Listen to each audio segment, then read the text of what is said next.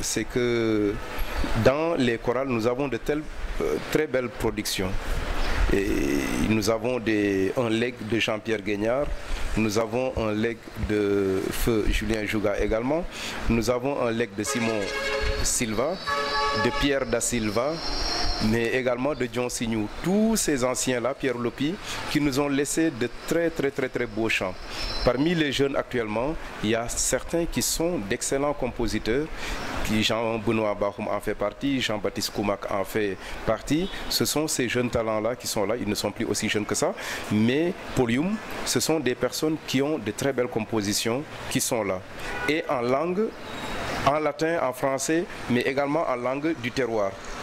Il y a d'autres qui sont beaucoup moins connus, qui ont de très belles compositions, de très belles mélodies, mais il ne faut pas le nier également. Il y a certaines compositions qui laissent à désirer parce que parfois le texte ne colle pas du tout au texte. Le texte ne colle pas du tout à l'évangile.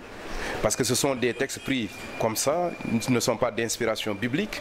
La personne a eu une phrase qui lui a plu, une mélodie qui lui a plu, et il a greffé parfois certaines mélodies qui ne sont pas du tout liturgiques. Parce que la mélodie, elle peut être bien religieuse, ça parle de Dieu.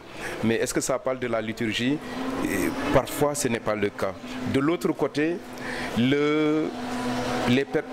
l'accompagnement et le fait que les gens semblent faire un peu de folklore, ça prend parfois le pas sur les compositions. Il y a encore de belles mélodies, mais il y a certaines choses qu'il faudrait revoir. Et fort heureusement, de plus en plus, les coordinations de chorale font l'effort de se regrouper et de voir ces compositions-là.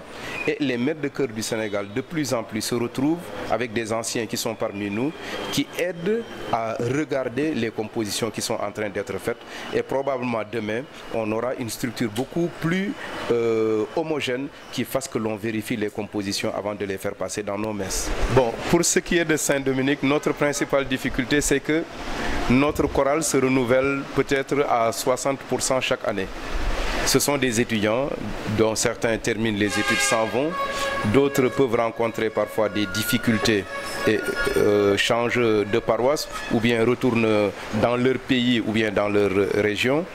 Il y a également certains qui finissent par démissionner. Donc nous avons une chorale qui se renouvelle chaque année. De l'autre côté, nous avons le manque d'engagement de certains. Ils sont très volontaires, c'est vrai, mais de plus en plus, l'amour du chant pour certains choristes n'est pas aussi prononcé, de telle sorte qu'il manque une répétition ou bien qu'il manque une messe. Cela est très fréquent. Nous avons d'autres difficultés que nous rencontrons, c'est la rigueur dans l'organisation de nos répétitions.